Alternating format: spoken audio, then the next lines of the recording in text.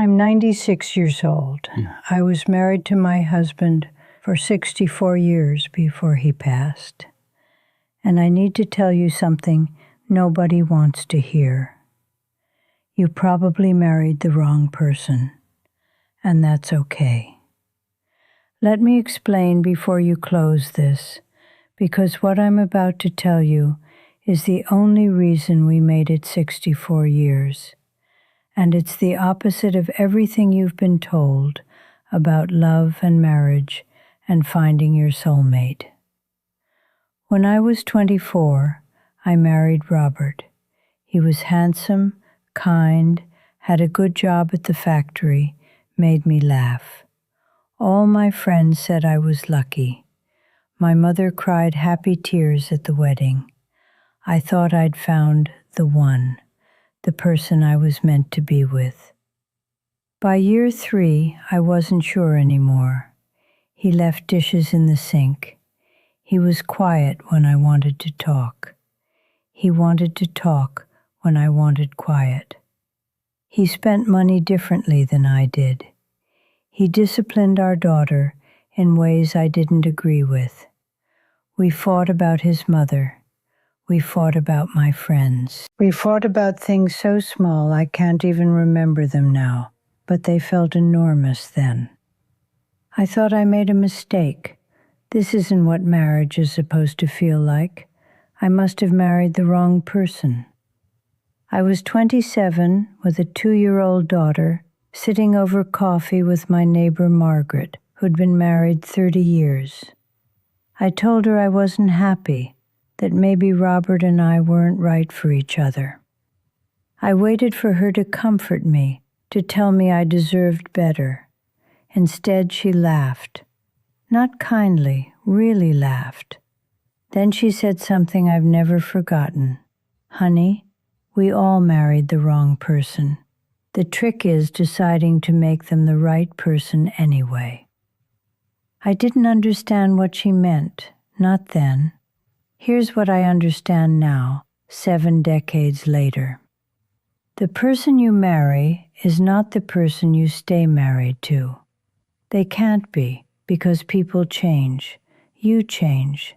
Life changes you both in ways you can't predict on your wedding day. The man I married at 24 is not the man I buried at 88. Robert at 30 was ambitious, energetic, impatient. Robert at 50 was tired, worried about money, distant. Robert at 70 was soft and silly and held my hand at movies. Robert at 85 needed me to cut his food and remind him to take his pills. Which one did I marry? All of them. None of them. And I changed too. I was shy at 24, opinionated at 40, depressed at 52 when my mother died, confident at 60, terrified at 73 when I had my first cancer scare, patient at 80 in ways I never was before. If the Robert I first married had met the me at 52, he wouldn't have recognized me. We might not have liked each other. But we didn't get that choice. We grew together, even when we grew in different directions, especially then. Here's the thing nobody tells you about marriage. It's not about finding someone who completes you.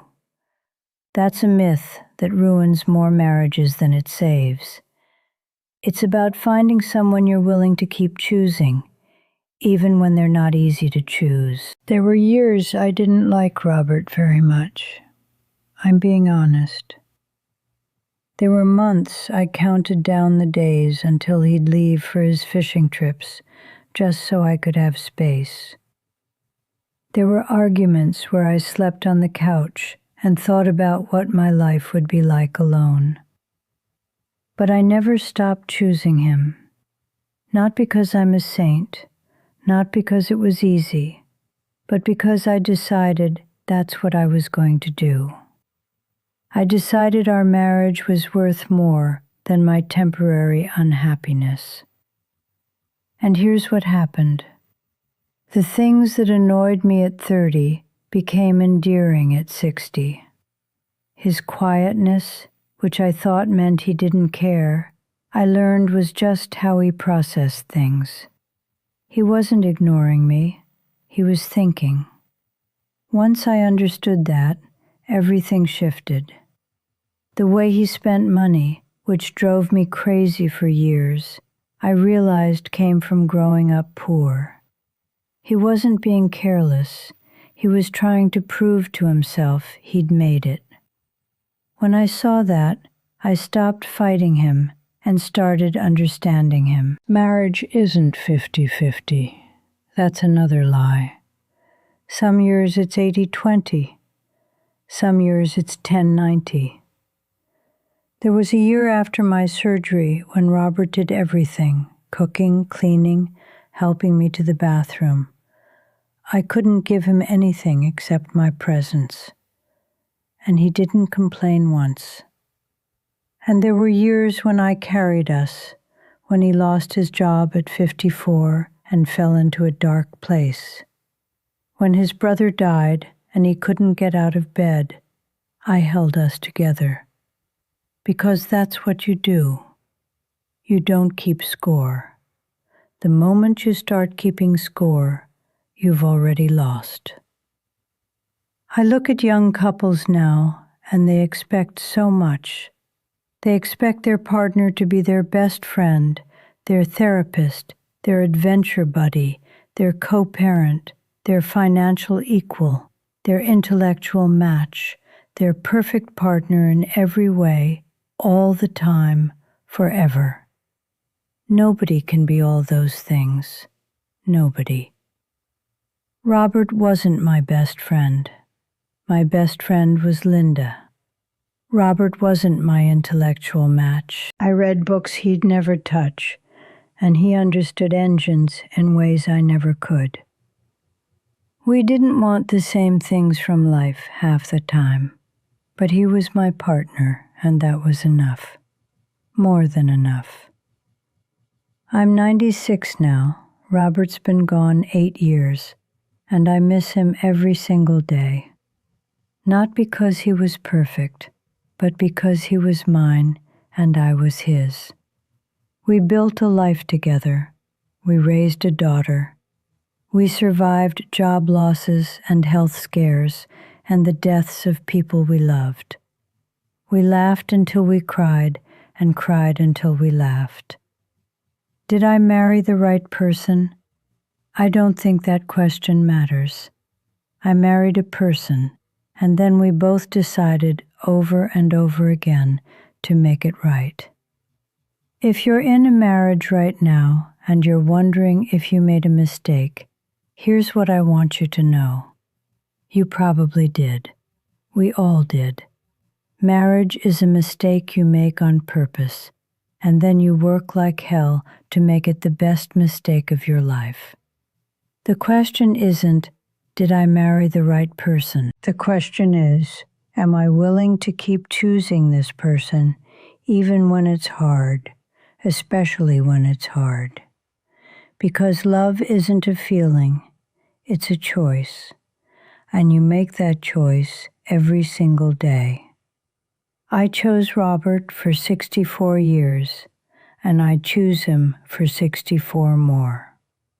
And before you think this is just an old woman being sentimental, let me tell you something else, something even harder to hear. There were moments I almost walked away, real moments, not dramatic ones, quiet ones, moments where I stood in the kitchen looking at the sink full of dishes and thought, is this my life? Moments where the silence between us felt heavier than any argument. Moments where I wondered what it would feel like to start over, to be with someone new, someone easier. But here's what I learned. Easier is an illusion. Every person is easy at the beginning. Every relationship feels right before life tests it, before bills pile up, before illness, before grief, before disappointment. You don't find someone who is easy forever. You find someone whose difficulties you're willing to live with. And more importantly, someone who is willing to live with yours. Because I wasn't easy either. I had a temper in my 30s. I held grudges longer than I should have. There were days I shut down and refused to speak. There were times I made Robert feel small just to feel right. We like to believe we are the reasonable ones. We're not. Marriage humbles you like nothing else in this world. It shows you your worst habits, your selfishness, your pride, your fears. And then it asks you a question every single day. Are you willing to grow, or are you going to stay the same and blame the other person? There were years Robert and I didn't grow together. We grew apart. And that's another truth nobody tells you. Growing apart is normal. The miracle is choosing to come back together. It doesn't happen automatically. It takes effort, conversations, forgiveness, sometimes uncomfortable honesty. There was a night, we must have been in our early 40s, when we sat at the edge of our bed and admitted something we had both been avoiding. We weren't happy. Not deeply unhappy, not broken, just disconnected. Like roommates who shared responsibilities but not hearts. That conversation could have been the end of us. Instead, it became a beginning. We didn't fix everything overnight. There was no magical moment, but we started again. We started asking each other questions. We started listening instead of waiting to respond. We started noticing the small things again. And slowly, something changed. Not fireworks, not passion like in the movies. Something better, comfort, safety, understanding. The kind of love that doesn't need to prove itself every day because it's already proven. If you stay married long enough, love stops being loud. It becomes quiet. It's in the way he brings you tea without asking. The way she remembers how you like your food, the way you sit together in silence, and it doesn't feel empty. That kind of love isn't exciting, but it's steady. And when life gets hard, and it will, you don't need exciting, you need steady. I remember the day we found out about my health scare. I was terrified, not of dying, but of leaving him behind. And you know what he did? He didn't give a speech. He didn't try to fix it. He just held my hand for a long time. That's it. And in that moment, I realized something. This man who annoyed me, frustrated me, confused me, was also the same man who stood beside me when everything else felt uncertain. That's what matters in the end, not how perfectly you match, not how often you agree, but whether you show up again and again and again, even when it's inconvenient, even when it's uncomfortable, even when you don't feel like it, especially then. Because love is not built in the easy moments. It's built in the difficult ones, in the apologies you don't want to give, in the forgiveness you don't feel ready to offer, in the decision to stay when leaving would be simpler. Now, I'm not saying you should stay in something that harms you. There's a difference between a hard marriage and a harmful one. Never confuse the two. But if your marriage is simply human, messy, imperfect, sometimes exhausting, then what you're feeling isn't failure, it's reality. And reality, if you're willing to work with it, can become something beautiful. I look back now at 96 years old, and I don't remember most of the arguments. I don't remember who was right or wrong. I remember the feeling of his hand in mine. I remember the way he looked at me when I walked into a room, even after 50 years. I remember the ordinary days, and those ordinary days, they were our life. That's another thing young people get wrong. They chase extraordinary moments. But a marriage isn't built on vacations and celebrations. It's built on Tuesdays, on grocery lists, on shared routines, on showing up when there's nothing special happening. Because one day, those nothing days become everything. So if you're watching this and you're doubting your marriage, don't just ask yourself if you chose the right person. Ask yourself, are you willing to keep choosing them? Are you willing to grow? Are you willing to forgive, not once, but many times? Are you willing to see them not as who you wish they were, but as who they are? And are you willing to let them see the real you, too? Because that's where real love lives, not in perfection, but in acceptance, in patience, in commitment, in choosing every single day to stay, to try, to understand, and to build something that lasts.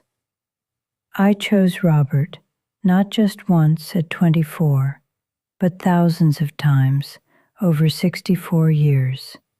And if I had the chance to live it all again, every argument, every struggle, every imperfect moment, I would still choose him every single time.